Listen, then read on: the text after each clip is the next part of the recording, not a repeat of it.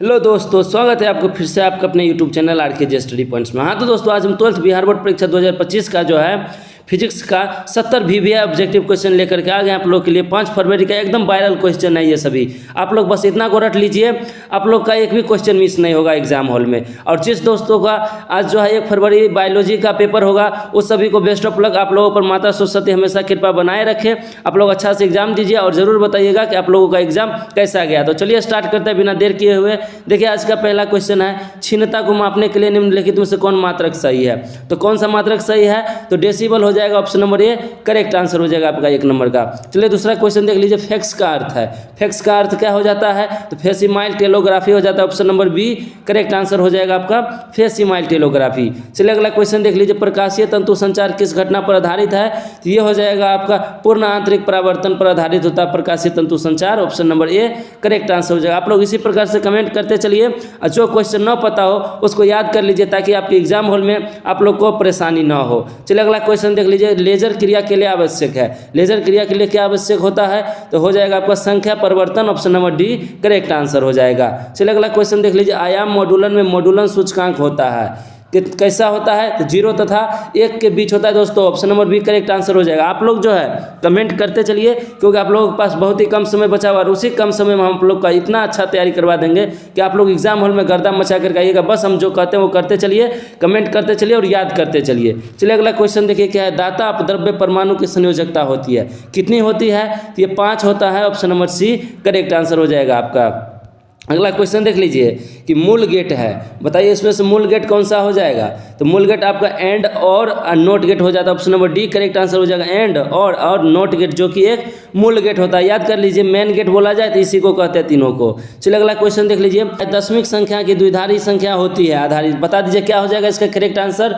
इसका correct answer हो जाएगा ऑप्शन नंबर ए जो कि सही हो जाएगा। दोस्तों याद करते चलिए, बहुत ही VVI क्वेश्चन सब है। निम्न में से कौन सा तर्क द्वारा सार्वजनिक तर्क द्वारा, बता दीजिए कौन सा तर्क द्वारा सार्वजनिक तर्क द्वार है, ये हो जाएगा आपका नैंड गेट। नैंड गेट जो है एक सार्वजनिक तर्क द्वार हो जाता है। Option number D correct answer हो जाएगा आप लोग का। चलो अगला क्वेश्चन देख लीजिए, पी-एन संधि डायोड का उपयोग करते हैं, किस लिए करते हैं, तो इसलिए करते हैं दोस्तों जब डिस्टधारी की तरह यह काम करने लगता है ना, तब पी-एन संधि का उपयोग करते हैं। चलिए अगला क्वेश्चन देखिए क्या है, एक्स किरणें है, बताइए एक्स किरणें है इनमें से, तो एक्स किरणें जो है वो विद्युत चुंबकीय तरंगे होते हैं। Option number D correct answer हो जाएगा। आप लोग इसी प्रकार से कमेंट करिए, इसी प्रकार से जोश जुनून के साथ तैयारी कीजिए और एग्जाम हॉल में गर्दा मचा करके आइए। बस आप लोग याद करते चलिए ताकि कोई भी क्वेश्चन मिस ना हो। कैथोड किरणें होती है, कैथोड किरणें होती है, कैसे होती हैं, तो इलेक्ट्रॉन होती है। ऑप्शन नंबर 1 करेक्ट आंसर हो जाएगा। इलेक्ट्रॉन पर हमेशा माइनस चार्ज रहता है, याद कर लीजिएगा। चलिए अगला क्वेश्चन देख लीजिए, सौर ऊर्जा का स्रोत होता है। सौर ऊर्जा का स्रोत होता है, क्या होता है, तो नाभिकीय संलयन होता है। Option number D correct answer हो जाएगा। अगला क्वेश्चन देख लीजिए, निम्नलिखित में से कौन आवेशित नहीं है, बता दीजिए कौन आवेशित नहीं है जिस पर कोई चार्ज नहीं होता है। इसका करेक्ट आंसर हो जाएगा आपका फोटोन कण। फोटोन कण पर कोई चार्ज नहीं होता, याद कर लीजिए ये आवेशित नहीं होते हैं। अगला क्वेश्चन देख लीजिए, निम्नलिखित में से अल्फा कण के लिए सही है। अल्फा कण के लिए कौन सा सही हो जाता है, बताइए आप लोग। अल्फा कण के लिए इनमें से कौन सा शब्द सही है, इलेक्ट्रॉन, विद्युत चुंबकीय विकिरण, हीलियम नाभिकीय या हाइड्रोजन नाभिक। तो 15 का जो करेक्ट आंसर हो जाएगा आपका हीलियम नाभिक हो जाता है अल्फा कण के लिए। Option number C correct answer हो जाएगा। चलिए अगला क्वेश्चन देख लीजिए, हाइड्रोजन स्पेक्ट्रम की कौन सी श्रेणी अवरक्त भाग में नहीं पड़ती है। कौन सी श्रेणी नहीं पड़ती है, तो याद कर लीजिए लाइमन श्रेणी जो है वो अवरक्त भाग में नहीं पड़ती। Option number D correct answer हो जाएगा 16 नंबर का। अगला देख लीजिए 17 नंबर का, कमेंट करिए आप लोग, बताइए तो कमेंट में क्या हो जाएगा इसका करेक्ट आंसर, जल्दी करिए। गजब गजब, इसी प्रकार से तो हम आप लोग का तैयारी देखना चाहते हैं। इसी प्रकार से सबका सही है, सबका सही है। जेड परमाणु क्रमांक वाले परमाणु किसी दी गई कक्षा में इलेक्ट्रॉन की ऊर्जा समानुपाती होती है। किसके समानुपाती होते हैं, तो जेड स्क्वायर के। इसी प्रकार से आप लोग कमेंट करिए, गर्दा मचा दीजिए एग्जाम हॉल को। चलिए बहुत अच्छा है आप लोग का, इसी प्रकार से तैयारी होना चाहिए। अगला क्वेश्चन देखिए, परमाणु की कक्षा में इलेक्ट्रॉन निम्नलिखित में से किस बल के कारण रहते हैं, किस बल के कारण रहते हैं, बताइए। हाँ नहीं, गुरुत्वाकर्षण बल नहीं, गलत हो जाएगा। गुरुत्वाकर्षण बल नहीं, कूलॉम बल के कारण रहता है। Option number C correct answer हो जाएगा, कूलॉम बल। चलिए अगला क्वेश्चन देखिए, परमाणु के भीतर धनावेशित सूक्ष्म भाग को कहते हैं। धनावेशित सूक्ष्म भाग को क्या कहते हैं, नाभिक कहते हैं दोस्तों। नाभिक, नाभिक ऑप्शन नंबर 1 करेक्ट आंसर हो जाएगा, नाभिक। परमाणु नहीं कहते हैं, आप लोग जो है पढ़िए, याद कर लीजिए, क्वेश्चन गलत मत करिए। परमाणु नहीं कहते, उसको नाभिक कहते हैं। अगला क्वेश्चन देख लीजिए, विकिरण ऊर्जा के क्वांटम को कहा जाता है। विकिरण ऊर्जा के क्वांटम को क्या कहा जाता है? तो फोटोन कहा जाता है। Option number D correct answer हो जाएगा।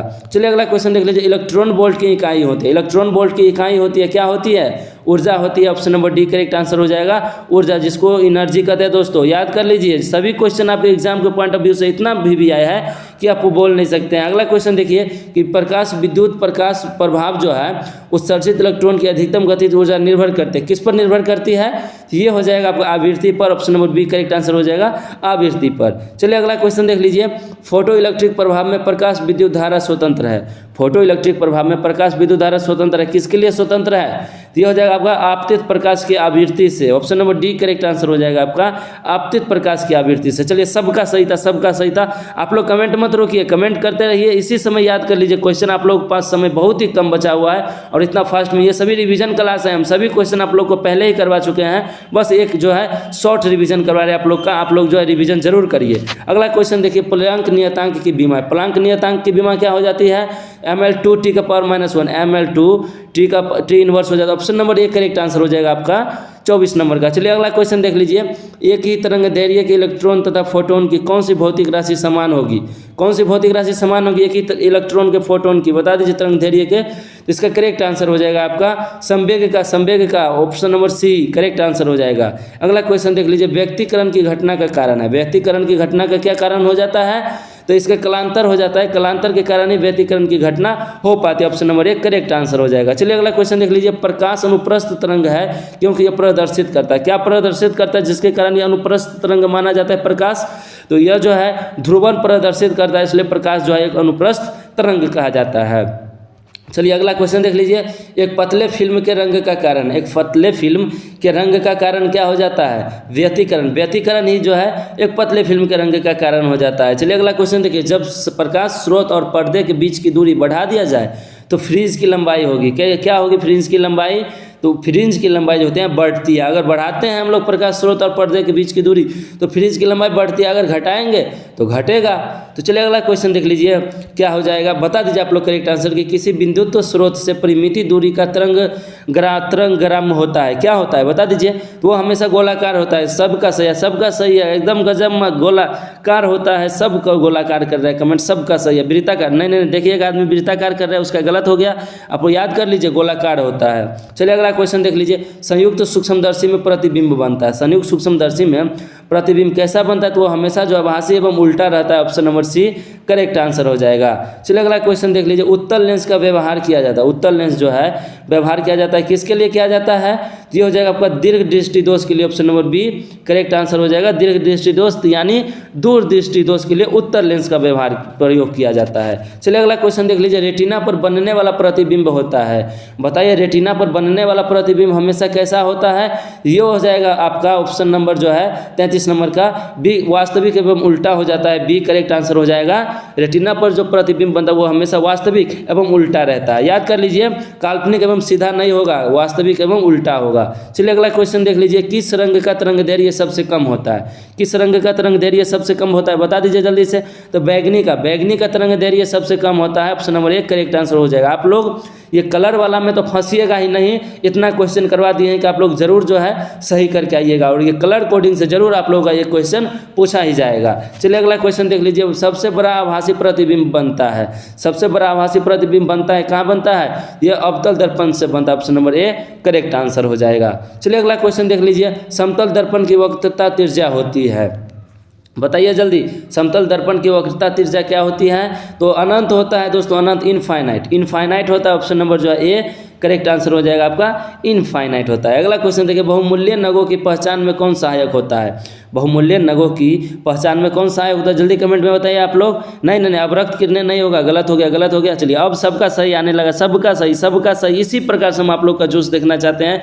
आप लोग जो एकदम कमेंट जो है, कमेंट लिस्ट को एकदम गर्दा मचा करके रख दिए, पराबैंगनी किरणें हो जाता है। सबका सही है, एक दो का गलत है तो हम बता दें, आप लोग अच्छा से पढ़ लीजिए और याद कर लीजिए। यही सभी क्वेश्चन आपको एग्जाम में देखने को मिल सकता है। अगला क्वेश्चन देखिए, विद्युत चुंबकीय तरंग की उत्पत्ति का मूल कारण है। क्या हो जाएगा विद्युत चुंबकीय तरंग की उत्पत्ति का मूल कारण, तो ये हो जाएगा आपका आवेश की त्वरित गति, option number B correct answer हो जाएगा। चलिए अगला क्वेश्चन देख लीजिए, किसी द्रव्यात्मक माध्यम में विद्युत चुंबकीय तरंग की चाल निर्भर करती है, किस पर निर्भर करती है, तो ये हो जाएगा आपका तीव्रता पर, option number C correct answer हो जाएगा। चलिए अगला क्वेश्चन देख लीजिए, एक्स किरणें की तरंग दैर्घ्य का क्रम होता है, एक्स किरणें की तरंग दैर्घ्य का क्रम क्या होता है, कमेंट में बताइए आप लोग, जल्दी बताइए। हाउ टू जोश, एकदम जोश में रहिए, एकदम फुल जोश में, सुबह सुबह का एकदम जोश दिखाइए आप लोग कमेंट में। तो एक्स किरणें सबका सही है, सबका गजब, इसी प्रकार से आप लोग कमेंट करिए। एक एंगस्ट्रॉम हमें बोलना पड़ता है तब जा करके आप लोग जोश दिखाते हैं, आप लोग खुद से याद करते चलिए और एग्जाम हॉल में गर्दा मचा करके आइए। चलिए अगला क्वेश्चन देखिए क्या है, डायनेमो के कार्य का सिद्धांत आधारित है, डायनेमो का कार्य का सिद्धांत किस पर आधारित रहता है, तो विद्युत चुंबकीय प्रेरण पर, option number B correct answer हो जाएगा। चलिए अगला क्वेश्चन देख लीजिए, प्रतिघात का मात्रक होता है, प्रतिघात का मात्रक क्या हो जाएगा, तो ओम हो जाएगा। ओम दोस्तों, ओम जो है प्रतिघात का मात्रक होता है, याद कर लीजिए। अगला क्वेश्चन देख लीजिए, जिसका मान और दिशा समय के साथ आवर्त रूप में बदलते रहता है उसे क्या कहते हैं, उसे क्या कहते हैं, जल्दी बता दीजिए, तो प्रत्यावर्ती धारा कहते हैं, ऑप्शन नंबर एक करेक्ट आंसर हो जाएगा। चलिए अगला क्वेश्चन देख लीजिए, प्रत्यावर्ती धारा के शिखर मान तथा वर्ग माध्यम मूल का मान जो है अनुपात रहता है, कितना का रहता है, ये हो जाएगा आपका √2 जो हो जाएगा ये करेक्ट आंसर हो जाएगा 44 नंबर का बी। अगला क्वेश्चन देखिए, लेंज का नियम संबंध है, लेंज का नियम किससे संबंध रहता है, तो ऊर्जा से, एनर्जी से दोस्तों, एनर्जी से जो है लेंज का नियम संबंध रहता है। चलिए अगला क्वेश्चन देख लीजिए, चुंबकीय फ्लक्स का एसआई मात्रक है, चुंबकीय फ्लक्स का एसआई मात्रक क्या हो जाएगा, तो वेबर हो जाएगा, ऑप्शन नंबर एक करेक्ट आंसर हो जाएगा आप लोग का वेबर। चलिए नेक्स्ट क्वेश्चन देख लीजिए, हेनरी मात्रक है, हेनरी मात्रक है, किसका हेनरी मात्रक है, जल्दी बताइए कमेंट में आप लोग। और ये क्वेश्चन हम आप लोगों को होमवर्क दे रहे हैं कि आप लोग जरूर बताइएगा कि हेनरी का मात्रक क्या होता है, फिर हम आप लोग को जरूर बताएंगे कमेंट में और जरूर हम रिप्लाई देंगे आप लोग का। चलिए अगला क्वेश्चन देखिए क्या है, प्रेरण कुंडली क्या उत्पन्न करता है, प्रेरण कुंडली क्या उत्पन्न करता है, जल्दी बताइए, तो ये उच्च वोल्टता उत्पन्न करता है, option number B correct answer हो जाएगा। चलिए अगला क्वेश्चन देख लीजिए, धारा घनत्व है, धारा घनत्व क्या हो जाएगा, तो एक प्रकार का सदिश राशि है, option number B correct answer हो जाएगा, सदिश राशि है। चलिए अगला क्वेश्चन देख लीजिए, विद्युत चुंबकीय प्रेरण की घटना की खोज की गई थी, खोजी गई थी, बताइए किसके द्वारा खोजी गई थी विद्युत चुंबकीय प्रेरण, तो ये खोजा गया था दोस्तों आपको फेराडे के द्वारा, ऑप्शन नंबर एक करेक्ट आंसर हो जाएगा फेराडे के द्वारा। चलिए अगला क्वेश्चन देख लीजिए, निम्नलिखित में से कौन शैल्यथिक प्रदर्शित करता है, कौन बताइए कौन शैल्य प्रदर्शित करता है, जल्दी बता दीजिए कमेंट में आप लोग। गजब एकदम तहलका मचा दीजिए आप लोग, इसी प्रकार से तैयारी करिए ताकि एग्जाम हॉल में तैयारी उस प्रकार से करिए जो आपके एग्जाम हॉल में काम आया। हम वही क्वेश्चन करवा रहे जो आपके एग्जाम हॉल में पूछे जाएंगे। तो कार्बन का करेक्ट आंसर हो जाएगा लौह चुंबकीय पदार्थ, option number B correct answer हो जाएगा। पढ़िए वही जो एग्जाम में पूछा जाए। निकेल है, बताए निकेल एक प्रकार का क्या है, तो यह लौह चुंबकीय होता है, option number C correct answer हो जाएगा। चलिए अगला क्वेश्चन देख लीजिए, चुंबकीय आघूर्ण का एसआई मात्रक होता है, चुंबकीय आघूर्ण का एसआई मात्रक क्या हो जाता है, जल्दी बता दीजिए, तो AM² हो जाता है दोस्तों, option number B correct answer हो जाएगा AM²। चलिए अगला क्वेश्चन देख लीजिए, एम मीटर तथा वोल्ट मीटर को विद्युत परिपथ में जोड़ा जाता है, बता दीजिए ए मीटर तथा वोल्ट मीटर को विद्युत परिपथ में कैसा जोड़ा जाता है, तो आपका श्रेणी क्रम एवं समांतर क्रम में जोड़ा जाता है, option number A correct answer हो जाएगा। चलिए अगला क्वेश्चन देख लीजिए, एक वोल्ट मीटर को ए मीटर में बदला जा सकता है, किसके द्वारा बदला जा सकता है, कमेंट में बताइए तो आप लोग। तो देखिए इसका करेक्ट आंसर हो जाएगा, इसके समांतर क्रम में निम्न प्रतिरोध को जोड़कर जो है एक वोल्ट मीटर को ए मीटर में बदला जा सकता है, option number C correct answer हो जाएगा। चलिए अगला क्वेश्चन देखिए, वोल्ट मीटर जो है मापता है, वोल्ट मीटर क्या मापता है, तो वह विभवांतर को मापता है, option number B correct answer हो जाएगा आप लोग का, विभवांतर को मापता है। चलिए नेक्स्ट क्वेश्चन का आंसर दीजिए आप लोग कमेंट में, जल्दी से कमेंट में दीजिए। तो पढ़िए वही जो आपके एग्जाम में पूछा जाए, और जो एग्जाम में पूछा जाएगा वही सभी क्वेश्चन हम लेकर के आ गए हैं आप लोगों को, और वही कवर करवा रहे हैं। बस आप लोग लास्ट तक बने रहिए और इसी प्रकार से बने रहिए जैसे अभी बने हुए हैं। विद्युत हीटर में जिस तत्व का व्यवहार किया जाता है वो है क्या हो जाएगा, तो वो जो है आपका हो जाता है नाइक्रोम, नाइक्रोम हो जाएगा, टंगस्टन नहीं, टंगस्टन कर रहे हैं जो भी उसका गलत हो जाएगा, नाइक्रोम हो जाएगा, option number D correct answer हो जाएगा, जो कि विद्युत हीटर के तत्व का व्यवहार किया जाता है। चलिए अगला क्वेश्चन देख लीजिए, विद्युत परिपथ की शक्ति होती है, विद्युत परिपथ की शक्ति होती है, कैसी होती है, V²/R हो जाता है, ऑप्शन नंबर है सी में है, option number C correct answer हो जाएगा आपका। चलिए नेक्स्ट क्वेश्चन देख लीजिए, विभव मापी में सुग्राहिकता को बढ़ाने के लिए क्या किया जाता है, तो इसमें जो है इसके तार में धारा को घटाना होगा, option number B correct answer हो जाएगा। कुछ ऐसे क्वेश्चन है जो आप लोग को कंफ्यूज कर देगा, बस आप लोग कंफ्यूज मत होइएगा, उससे एकदम जो है डट करके सामना करके और आगे बढ़ना है, तभी जाकर के आप लोग एग्जाम में जो है मुकाम हासिल कर पाइएगा। चलिए अगला क्वेश्चन देखिए, क्या विभव मापी के तार की लंबाई बढ़ा देने से संतुलन बिंदु प्राप्त होता है? कैसा प्राप्त होता है? तो ये हो जाएगा आपका अधिक लंबाई पर, option number B correct answer हो जाएगा। चलिए नेक्स्ट क्वेश्चन देख लीजिए, विद्युत संबंधी किरचॉफ का द्वितीयक नियम संबंध रखता है? किससे किरचॉफ का जो है द्वितीयक नियम संबंध रखता है? तो ये हो जाएगा आपका ऊर्जा संरक्षण से, option number C correct answer हो जाएगा। चलिए नेक्स्ट क्वेश्चन देख लीजिए, कार्बन प्रतिरोध का कलर कोड किस रंग का मान 5 होता है? बताइए कार्बन प्रतिरोध का कलर कोड में किस रंग का जो है मान 5 होता है? जल्दी बता दीजिए आप लोग कमेंट में, एकदम गर्दा मचा दीजिए, एकदम गर्दा मचा दिए है भी आप लोग। हरा रंग का, option number C correct answer हो जाएगा। हरा रंग का सबका सही है, ग्रीन ग्रीन ग्रीन ग्रीन सबका सही है, किसी का गलत नहीं है। चलिए नेक्स्ट क्वेश्चन देखिए, ध्रुवन का जो है परिमाण निर्भर करता है? ध्रुवन का परिमाण किस पर निर्भर करता है? ये हो जाएगा आपका द्विध्रुव स्थितिज ऊर्जा पर, option number A correct answer हो जाएगा। चलिए नेक्स्ट क्वेश्चन देख लीजिए, संधारित्रों के समांतर संयोजन में जो राशि प्रत्येक संधारित्रों के समान रहती हैं वह है, क्या है? वह एक प्रकार का विभवांतर हो जाता है, option number C correct answer हो जाएगा आपका। चलिए नेक्स्ट क्वेश्चन देख लीजिए, वायु में गोलीय चालक की धारिता समानुपाती होती है? किसके समानुपाती होते हैं? तो ये हो जाएगा आपका गोले की त्रिज्या के, option number B correct answer हो जाएगा। चलिए नेक्स्ट क्वेश्चन देख लीजिए दोस्तों, किस संधारित्रों की धारिता निर्भर नहीं करती है? किस पर निर्भर नहीं करती है? तो ये हो जाएगा आपका प्लेटों के आवेश पर, option number C correct answer हो जाएगा। बस आप लोग इतना संख्या में अभी तक जुड़े हैं, लास्ट होने वाला है, इतना जोश है आप लोगों के पास कि आप लोग तो एग्जाम हॉल में एकदम गर्दा मचा कर आइएगा, ये गारंटी है मेरा। बस आप लोग यही जोश जुनून के साथ तैयारी में लगे रहिए। चलिए नेक्स्ट क्वेश्चन देख लीजिए, जब किसी चालक को धनावेशित किया जाता है तब उसका विभव क्या हो जाता है?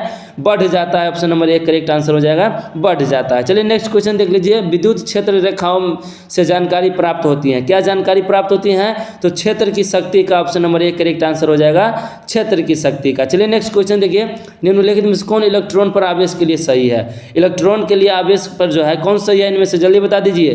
तो ये हो जाएगा आपका 1.62 × 10⁻⁻19 coulomb, option number D correct answer हो जाएगा आपका। देख लीजिए, याद कर लीजिए आप लोग, ये डाटा हर एक बार आपके एग्जाम में पूछा जाता है और ये क्वेश्चन आपके एग्जाम के पॉइंट ऑफ व्यू से बहुत ही महत्वपूर्ण हो जाता है। चलिए अगला क्वेश्चन देख लीजिए, और आज का लास्ट क्वेश्चन रहने वाला है कि आवेश के रेखीय घनत्व का मान होता है?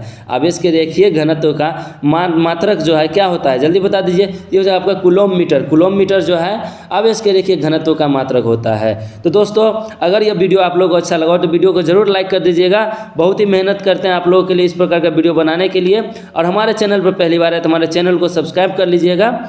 और आप लोग ज़रूर बताइएगा कि आप लोग इस सेट में 70 में से कितना सही किए हैं। तो चलिए मिलते हैं नेक्स्ट वीडियो में नेक्स्ट टॉपिक के साथ, तब तक के लिए थैंक यू, बाय बाय।